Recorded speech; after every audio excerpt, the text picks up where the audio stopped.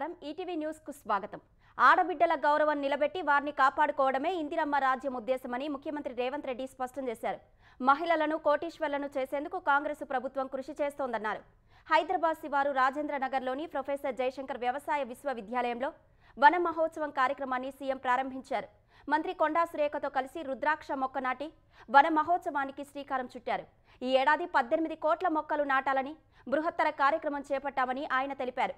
రాబో రోజుల్లో ఎమ్మెల్యే సీట్లకు మహిళా రిజర్వేషన్లు వర్తిస్తాయన్న ఆయన 60 ఎమ్మెల్యే సీట్లు ఆడబిడ్డలకు ఇస్తామన్నారు. ప్రతి ఇంట్లో కనీసం 2 చెట్లు నాటాలని మహిళలకు సీఎం రేవంత్ రెడ్డి పిలుపునిచ్చారు. త్వరలో ప్రారంభించనున్న కొత్త TIMS hospitals, Warangal super speciality ఆసుపత్రులకు ఆధునిక సాంకేతికతతో కూడిన పరికరాలు కొనుగోలు చేయాలని తెలంగాణ వైద్యారోగ్య శాఖ మంత్రి దామోదర రాజనరసింహ ఆదేశించారు. కొత్త ఆసుపత్రులకు రోగులు ఎక్కువగా వచ్చే అవకాశం ఉంటుందని మంత్రి చెప్పారు. అంచనాలకు తగ్గట్టుగా వైద్యులు, సిబ్బంది రోగుల అవసరాలను దృష్టిలో ఉంచుకొని ఫర్నిచర్ కొనుగోలు చేయాలని అధికారులకు సూచించారు. కొనుగోలు చేసే ప్రతి వస్తువుకు మెయింటెనెన్స్ విషయంలో సరఫరాదారులను బాధ్యులను చేయాలని స్పష్టం చేశారు. ఒక్క వస్తువు కూడా మరమ్మత్తు లేదా నిరుపయోగంగా ఉండే పరిస్థితి ఉండకూడదన్నారు. ప్రభుత్వ దవాఖానాల్లో మందుల సరఫరాపై వివిధ విభాగాల హెచ్ఓడీలను మంత్రి వివరాలు అడిగి తెలుసుకున్నారు. సీజనల్ వ్యాధుల కాలం కాబట్టి తగినన్ని ఔషధాలను అందుబాటులో ఉంచుకోవాలని ఆదేశించారు. టీ డయాగ్నోస్టిక్స్ హబ్లో అన్ని రకాల టెస్టులు, స్కాన్లు చేయాలన్నారు. ఒక్క టెస్టు కోసం కూడా పేషెంట్ను బయటకు పంపొద్దని తేల్చి చెప్పారు. ప్రతి పీహెచ్సీలోనూ టెస్టులు అవసరమైన పేషెంట్ల నుంచి నమూనాలను సేకరించి 24 గంటల్లోపు రిపోర్టులు అందజేయాలని మంత్రి దామోదర ఆదేశించారు. యాదాద్రి భువనగిరి జిల్లా భువనగిరిలో నిబంధనలకు విరుద్ధంగా గర్భ విచ్ఛిత్తి చేస్తున్న ఆసుపత్రులపై స్పెషల్ ఆపరేషన్ టీం ఎస్ఓటీ పోలీసులు దాడులు చేశారు. స్థానిక గాయత్రి ఆసుపత్రి ఎస్ఎల్ఎన్ఎస్ ల్యాబ్లో తెల్లవారుజామున సోదాలు నిర్వహించారు. ఆ సమయంలో అబార్షన్ చేసి అబ్జర్వేషన్లో ఉంచిన 2 మహిళలు ఆసుపత్రిలో ఉండగా గర్భ విచ్ఛిత్తి చేసిన వైద్యుడు శివకుమార్ను అదుపులోకి తీసుకున్నారు. స్కానింగ్ చేసిన మరో డాక్టర్ పరారీలో ఉన్నట్లు సమాచారం. అనంతరం వైద్యాధికారులు, పోలీసులు కలిసి గాయత్రి ఆసుపత్రిని పరిశీలించి అబార్షన్కు అనుమతులు లేవని తేల్చారు. ఆసుపత్రిని సీజ్ చేశారు. లింగ నిర్ధారణ పరీక్షలు, అబార్షన్లు చేస్తున్నందుకు డాక్టర్ శివకుమార్, ఆయన భార్య గాయత్రి, స్కానింగ్ సెంటర్ నిర్వాహకుడిపై కేసు నమోదు చేశారు. 2022లో ఆలేరులో బాలికకు అబార్షన్ చేసి వైద్యుడు శివకుమార్ పట్టుబడినట్లు గుర్తించారు. అప్పట్లో ఆలేరులో స్వాతి ఆసుపత్రిని సీజ్ చేయగా గాయత్రి ఆసుపత్రిగా పేరు మార్చి మళ్లీ అబార్షన్లు చేస్తున్నట్లు అధికారులు తెలిపారు. తెలంగాణలో పార్టీ సంస్థాగత నిర్మాణంపై కాంగ్రెస్ కసరత్తు మొదలుపెట్టింది. ఈ మేరకు టీపీసీసీ అధ్యక్షుడు మహేష్ కుమార్ గౌడ్ 10 ఉమ్మడి జిల్లాలకు ఇన్ఛార్జీలను నియమించారు. తెలంగాణ కాంగ్రెస్ ఇన్ఛార్జి మీనాక్షి నటరాజన్తో కలిసి మహేష్ జిల్లా ఇన్ఛార్జీలతో జూమ్ మీటింగ్ నిర్వహించారు. త్వరలో గ్రామ స్థాయి నుంచి జిల్లా స్థాయి వరకు కమిటీల ఏర్పాటు ఉంటుందని మీనాక్షి తెలిపారు. ఇందుకోసం విధి విధానాలు ప్రకటించారు. ఉమ్మడి ఖమ్మం జిల్లా ఇన్ఛార్జిగా వంశీచంద్ రెడ్డి, నల్గొండకు సంపత్ కుమార్, ఉమ్మడి వరంగల్కు అడ్లూరి లక్ష్మణ్ను ఇన్ఛార్జిగా నియమించారు. మెదక్కు పొన్నం ప్రభాకర్, హైదరాబాద్కు జగ్గారెడ్డి, మహబూబ్ నగర్కు ఇన్ఛార్జిగా కుసుమ కుమార్ ఎంపికయ్యారు. ఆదిలాబాద్కు అనిల్ యాదవ్, కరీంనగర్కు అద్దంకి దయాకర్, నిజామాబాద్కు అజ్మతుల్లా హుస్సేన్, రంగారెడ్డికి శివసేన రెడ్డిలను జిల్లా ఇన్ఛార్జీలుగా టీపీసీసీ ప్రకటించింది.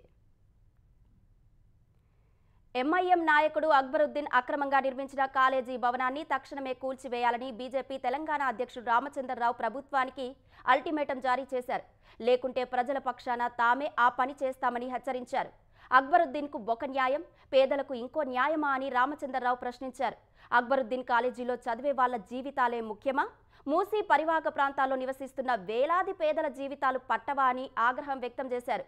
కష్టపడి చెమటోర్చి ఇండ్లు కట్టుకున్న మధ్యతరగతి ప్రజల బతుకులు మీకు లెక్కలేవా అని ఒక ప్రకటనలో నిలదీశారు. బీఆర్ఎస్ దాడుల నుంచి మీడియా సంస్థలకు రక్షణ కల్పించాలని ప్రభుత్వాన్ని డిమాండ్ చేశారు. వరంగల్ జిల్లా నర్సంపేట నియోజకవర్గం పరిధిలో యూరియా కోసం రైతులు నానా తంటాలు పడుతున్నారు. ప్రాథమిక వ్యవసాయ కేంద్రాలకు యూరియా వచ్చిందన్న సమాచారంతో తెల్లవారుజాము నుంచే బారులు తీరుతున్నారు. నర్సంపేట మండలంలోని ఇటికాలపల్లి, నల్లబెల్లి మండల కేంద్రంలోని ప్రాథమిక వ్యవసాయ కేంద్రాల వద్ద ఉదయం నుంచే ఇంటిల్లిపాది క్యూ కట్టారు. పత్తి, మొక్కజొన్న పంటలకు సరిపడా యూరియా దొరక్కపోవడంతో ఇక్కట్లు పడుతున్నామని చెప్పారు. వ్యవసాయ అధికారులు మాత్రం సరిపడా యూరియా ఉందని చెబుతున్నారు. ప్రైవేట్లో యూరియాను అధిక ధరలకు విక్రయిస్తే చట్టపరమైన చర్యలు తీసుకుంటామని అధికారులు చెప్పారు. ఎప్పుడూ లేని యూరియా కొరత ఇప్పుడెందుకు వచ్చిందని రైతులు ప్రశ్నిస్తున్నారు. క్వాంటమ్ వ్యాలీ డిక్లరేషన్కు ఆంధ్రప్రదేశ్ ప్రభుత్వం ఆమోదం తెలిపింది. జూన్ 30న విజయవాడలో క్వాంటమ్ వ్యాలీ వర్క్షాప్లో చేసిన డిక్లరేషన్ను ఆమోదిస్తున్నట్టు AP IT electronics and communication శాఖ కార్యదర్శి కాటమనేని భాస్కర్ ఉత్తర్వులు జారీ చేశారు. అమరావతిని క్వాంటమ్ గేట్వే హబ్గా అభివృద్ధి చేయడమే లక్ష్యంగా అమరావతి క్వాంటమ్ వ్యాలీ డిక్లరేషన్ను రూపొందించినట్టు ఉత్తర్వుల్లో వివరించారు. క్వాంటమ్ పరిశోధన, ఆవిష్కరణ, అభివృద్ధి, మౌలిక సదుపాయాల అభివృద్ధి, అంతర్జాతీయ భాగస్వామ్యాలకు ప్రాధాన్యం ఇవ్వనున్నట్లు వెల్లడించారు. దేశంలోనే అతిపెద్ద క్వాంటమ్ బెడ్గా క్వూ చిప్ ఇన్ను వచ్చే 12 నెలల్లో అమరావతిలో ఏర్పాటు చేస్తున్నట్టు ఉత్తర్వుల్లో వెల్లడించారు. 2035 నాటికి ప్రపంచ క్వాంటమ్ కేంద్రంగా అమరావతిని అభివృద్ధి చేయడమే లక్ష్యమని ఉత్తర్వుల్లో తెలిపారు. 2026లో ఆరంభించే అమరావతి క్వాంటమ్ అకాడమీ ద్వారా శిక్షణ, ఫెలోషిప్లు అందజేయనున్నట్లు ఉత్తర్వుల్లో కాటమనేని భాస్కర్ తెలిపారు. ప్రపంచంతో పోటీపడే విధంగా ప్రభుత్వ పాఠశాలను తీర్చిదిద్దాలన్నదే తన లక్ష్యమని ఆంధ్రప్రదేశ్ విద్యాశాఖ మంత్రి నారా లోకేష్ ప్రకటించారు. ప్రపంచంతో పోటీపడే విధంగా విద్యార్థులకు సాంకేతిక విద్యను అందిస్తున్నామని చెప్పారు. నెల్లూరులో మంత్రి నారాయణ ఆధునీకరించిన విఆర్ పాఠశాలను లోకేష్ లాంఛనంగా ప్రారంభించారు. అసూయపడే రీతిలో అద్భుతంగా పాఠశాలను తీర్చిదిద్దారని లోకేష్ ప్రశంసించారు. తాను దత్తత తీసుకున్న నిడమర్రు పాఠశాలను ఇదే స్థాయిలో మార్చేందుకు పోటీ పడతానని అన్నారు. విద్యాశాఖ కష్టమైనదని చాలామంది చెప్పినా సవాళ్లకు ఇష్టపడే తీసుకున్నట్లు లోకేష్ వివరించారు. సన్నబియ్యం, అన్నం మొదలు యూనిఫామ్ల వరకు అన్నింటిపై శ్రద్ధ తీసుకుని పనిచేస్తున్నామని చెప్పారు. ప్రైవేటు పాఠశాలలకు దీటుగా అన్ని ప్రభుత్వ పాఠశాలను తీర్చిదిద్దుతున్నట్లు లోకేష్ వివరించారు. ఎగువ నుంచి వస్తున్న వరదతో నిండడానికి చేరువైన శ్రీశైలం జలాశయం గేట్లు ఎత్తడానికి అధికారులు సన్నాహాలు చేస్తున్నారు. రేపు సాయంత్రం లేదంటే ఎల్లుండి ఉదయం గేట్లు ఎత్తనున్నట్లు వెల్లడించారు. ఇందుకోసం ఏపీ జలవనరుల మంత్రి నిమ్మల రామానాయుడికి ఆహ్వానం పంపారు. ఉమ్మడి కర్నూలు జిల్లా ప్రజాప్రతినిధులను కూడా ఆహ్వానిస్తున్నారు.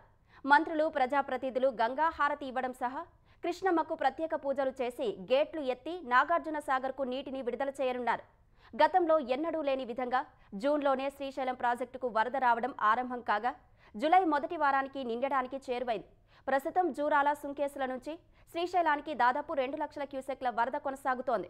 ఎడమగట్టు విద్యుత్ కేంద్రం నుంచి 35,315 క్యూసెక్లు, కుడిగట్టు విద్యుత్ కేంద్రం నుంచి 23,924 క్యూసెక్ల నీటిని విడుదల చేస్తున్నారు. శ్రీశైలం పూర్తిస్థాయి నీటి మట్టం 885 అడుగులు కాగా ఇప్పటికే 880 అడుగులు దాటింది. శ్రీశైలం సామర్థ్యం 215.8 టీఎంసీలు కాగా నీటి నిల్వ 190 టీఎంసీలు దాటింది.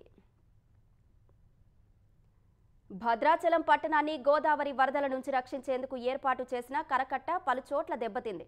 2 రోజులుగా కురిసిన వర్షానికి గోదావరి కరకట్ట రక్షణ గోడ 50 మీటర్ల మేర కూలిపోయింది. కరకట్ట నిర్మించి చాలా కాలం కావడంతో బలహీనంగా మారింది. కరకట్టపై భాగంలో నిర్మించిన సీసీ రహదారికి చాలా చోట్ల గుంతలు, పగుళ్లు ఏర్పడ్డాయి. 3 ఏళ్ల క్రితం 72.5 అడుగుల వరకు గోదావరి వరద వచ్చినప్పుడు పలు చోట్ల కరకట్ట దెబ్బతింది. కానీ అధికారులు గత 3 ఏళ్లుగా మరమ్మతులు చేపట్టలేదు. మళ్లీ గోదావరి వరదలు 72 అడుగుల మేర వస్తే కరకట్ట ఆగే పరిస్థితి కనిపించడం లేదని స్థానికులు ఆందోళన చెందుతున్నారు. కరకట్టకు వెంటనే మరమ్మతులు చేయాలని ప్రభుత్వాన్ని కోరుతున్నారు. ఫ్లోరైడ్ సమస్య తీవ్రతను అంచనా వేసేందుకు రాష్ట్ర స్థాయి అధికారుల బృందం ప్రకాశం జిల్లా కనిగిరి మండలంలోని పలు ప్రాంతాల్లో పర్యటించింది. కమ్మవారిపల్లెలో నీటి నమూనాలను పరిశీలించి ఫ్లోరైడ్ 15.7% ఉన్నట్లు గుర్తించింది. పునుగోడు ఎస్టీ కాలనీలో 7% ఫ్లోరైడ్ ఉన్నట్లు తేల్చారు. సమీపంలో ఇళ్ల వద్ద తాగునీటి నమూనాలు సేకరించారు. ఫ్లోరైడ్ తీవ్రత అధికంగా ఉన్న ప్రాంతాలకు పైప్లైన్ ద్వారా తాగునీరు అందేలా చర్యలు తీసుకుంటామని అధికారులు తెలిపారు. ప్రకాశం జిల్లాలో కనిగిరి, దర్శి, గిద్దలూరు, మార్కాపురం నియోజకవర్గాల్లోని కొన్ని ప్రాంతాలను ఫ్లోరైడ్ ప్రభావిత ప్రాంతాలుగా గుర్తించామని ఎమ్మెల్యే బుగ్ర నరసింహారెడ్డి చెప్పారు. ఆయా ప్రాంతాలకు 1290 కోట్లతో జల్ జీవన్ మిషన్ ద్వారా వెలుగొండ ప్రాజెక్టు నుంచి రక్షిత జలాలు అందించే కార్యాచరణ రూపొందిస్తున్నామని వివరించారు. ఏపీపీఎస్సీ గ్రూప్ 1 పత్రాల మూల్యాంకనం కేసులో నిందితుడు మధుకు హైకోర్టు షరతులతో కూడిన బెయిల్ మంజూరు చేసింది. గ్రూప్ 1 పరీక్షా పత్రాల మూల్యాంకనంలో అవకతవకలు జరిగాయని విజయవాడ సూర్యారావుపేట పోలీసులు కేసు నమోదు చేశారు. ఈ కేసులో A2గా ఉన్న క్యామ్ సైన్ కంపెనీ అధినేత మధును పోలీసులు ఇదివరకే అరెస్టు చేశారు. బెయిల్ మంజూరు చేయాలని విజయవాడ మొదటి ఏజేసీజే కోర్టులో మధు దాఖలు చేసిన పిటిషన్ను న్యాయస్థానం తిరస్కరించింది. దీంతో ఆయన హైకోర్టులో బెయిల్ పిటిషన్ దాఖలు చేశారు. మధును ఇప్పటికే పోలీసులు కస్టడీకి తీసుకుని విచారణ జరిపారని నిందితుడు తరపు న్యాయవాది వాదనలు వినిపించారు. ఇరువైపులా వాదనలు నమోదు చేసిన హైకోర్టు ఇటీవల తీర్పును రిజర్వ్ చేసింది. తాజాగా బెయిల్ మంజూరు చేసింది. కాంగ్రెస్ పాలన దెబ్బకు బీఆర్ఎస్ తెలంగాణ సెంటిమెంట్ అస్త్రాన్ని తీసుకువచ్చేందుకు యత్నిస్తోందని ప్రభుత్వ విప్ ఆది శ్రీనివాస్ అన్నారు. బీఆర్ఎస్ను విమర్శిస్తే తెలంగాణను విమర్శించినట్లుగా వ్యవహరిస్తున్నారని ఆగ్రహం వ్యక్తం చేశారు. బీఆర్ఎస్ నేతలు రౌడీయిజాన్ని ప్రోత్సహిస్తూ రాష్ట్రంలో బీహార్ తరహా సంస్కృతిని తీసుకువస్తున్నారని ఆరోపించారు. స్థానిక సంస్థల ఎన్నికల్లో బీఆర్ఎస్కు అభ్యర్థులు కూడా దొరకరన్నారు. సీఎం రేవంత్ రెడ్డిపై ఇష్టానుసారంగా మాట్లాడితే ఊరుకోబోమని ఆది శ్రీనివాస్ హెచ్చరించారు. ఫీజు రియంబర్స్మెంట్, స్కాలర్షిప్ వెంటనే విడుదల చేయాలంటూ పీడీఎస్యూ విద్యార్థి సంఘం ఆందోళన బాట పట్టింది. జూబ్లీహిల్స్లోని ముఖ్యమంత్రి రేవంత్ రెడ్డి నివాసాన్ని ముట్టడించడానికి పీడీఎస్యూ విద్యార్థులు యత్నించగా పోలీసులు అడ్డుకున్నారు. డొనేషన్లు తీసుకుంటున్న ఇంజనీరింగ్ కాలేజీలపై చర్యలు తీసుకోవాలని విద్యార్థి సంఘం సభ్యులు డిమాండ్ చేశారు. పలువురు విద్యార్థి సంఘం నేతలను అరెస్టు చేసిన పోలీసులు స్టేషన్కు తరలించారు. ప్రపంచ దేశాలపై ప్రతీకార సుంకాలు విధిస్తూ హడలెత్తిస్తున్న అమెరికా అధ్యక్షుడు డొనాల్డ్ ట్రంప్ మరో కీలక ప్రకటన చేశారు. అమెరికా వ్యతిరేక విధానాలు అవలంబిస్తున్న బ్రిక్స్ కూటమి, ఈ కూటమితో కలిసి సాగే దేశాలపై అదనంగా 10% టారిఫ్ విధిస్తానని తెలిపారు. ఈ మేరకు తన సామాజిక మాధ్యమం ట్రూత్ సోషల్లో పోస్టు పెట్టారు. బ్రిక్స్ కూటమి అమెరికా వ్యతిరేక విధానాలను అవలంబిస్తోందని ఆరోపించారు. అందుకే అదనపు సుంకం విధించాలనే నిర్ణయానికి వచ్చినట్టు తెలిపిన ట్రంప్, ఇందులో ఏ దేశానికి మినహాయింపులు ఉండదని స్పష్టం చేశారు.